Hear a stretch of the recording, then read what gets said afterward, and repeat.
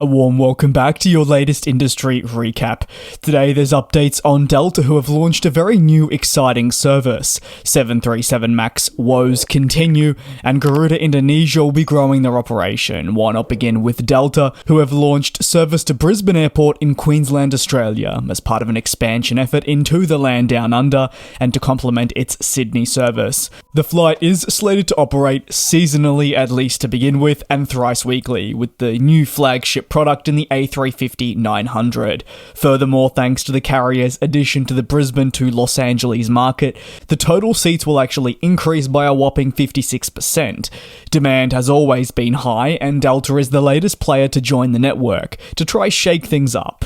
Delta also recognises the importance of the connection beyond just their own service. They actually operated their LA-28 Olympic livery. The symbolic nature of using this livery, which is new, is that once the 2028 Olympics conclude in Los Angeles, the next location will be in Brisbane in 2032, so a bit of a fun tidbit there. Delta also knows it has a strong advantage in funneling passengers from Australian ports, including Brisbane, to other destinations across the United States, with thanks to its expansive domestic and regional network capabilities.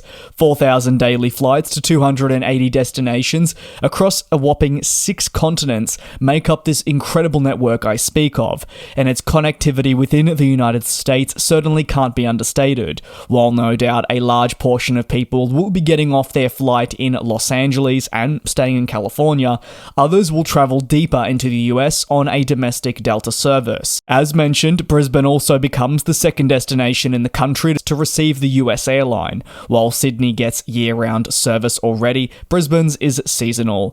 The airport says that Delta's move to serve the city speaks volumes about the prominence that they have as a global city moving forward. Thanks to the addition of Delta, Brisbane now has 31 weekly flights from North America by 5 different airlines from 4 of the most important hubs in the region as determined by the airport.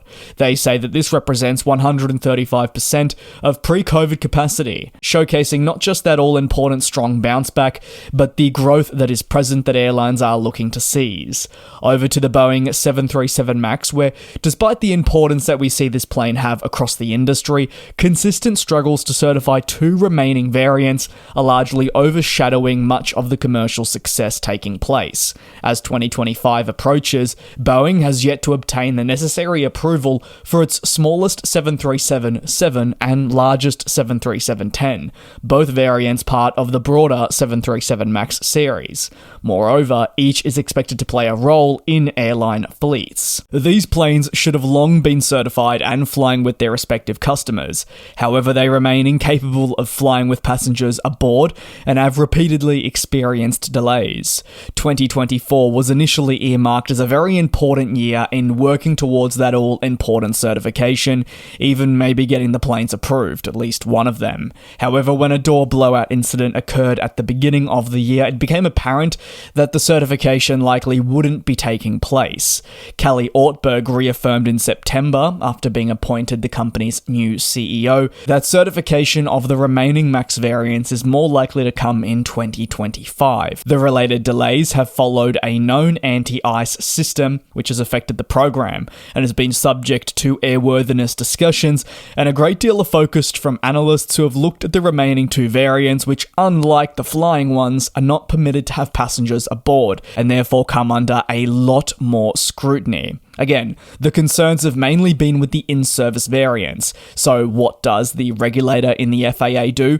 It places greater focus on the uncertified planes to make sure that when they're approved, they are safe to do so and don't, say, encounter any critical safety issues once airborne or, say, take on some of the pre-existing conditions that made their way through existing MAX variants. It means they really are combing top to bottom, and that takes time. In January, Boeing also formally withdrew its request to the FAA to adopt a time-limited exemption, essentially acting as a workaround to ensure that certification could come sooner rather than later. And while Boeing came out publicly and backed this workaround, saying it was not a shortcut, it personally felt that it would just be better to really take the time to sift through any related issues and move forward in the best manner possible. While Boeing has hoped for an approval in 2025, according to Air Insight, the program has experienced new setbacks following 2 incidents aboard Southwest flights operated by 737 MAX jets.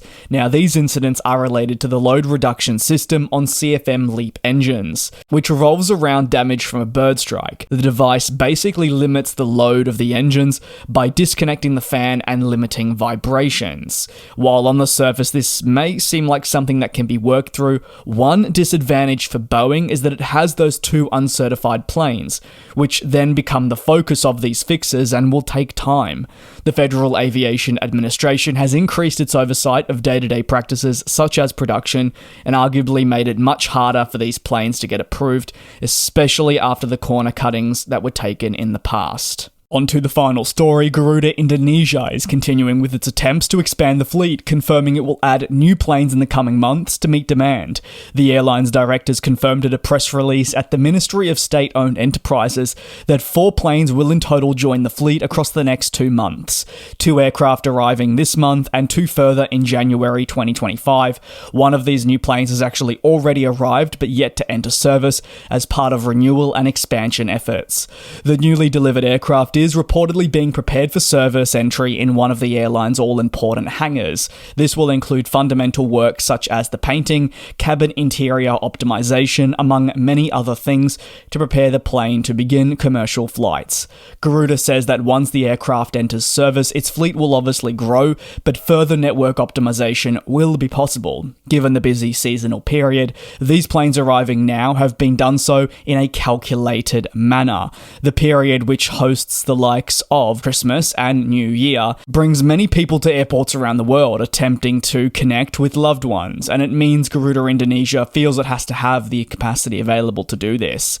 Garuda is forecasting significant demand, and as a result, if they can get any additional aircraft flying for that period, well, it'll be crucial in their continued pursuit for sustained profitability. Fleet data indicates Garuda took delivery of a 737-800, which was provided on a lease and registered as PK-GUF. Interestingly, at the very beginning of the operational life for this plane, it flew with Garuda, but then went onwards to fly Baghdad before returning home.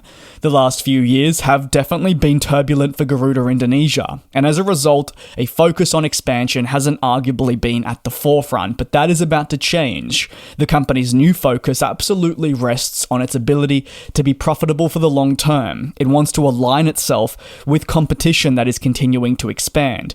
Remember, this is a hotly contested home region that it operates through, and it knows it has a lot up against it. An added focus on the expansion is, yes, the fleet, but doing so in a manner where it can secure new aircraft purchases, or where possible, short-term leasing arrangements that'll mean it can rapidly develop that network where required.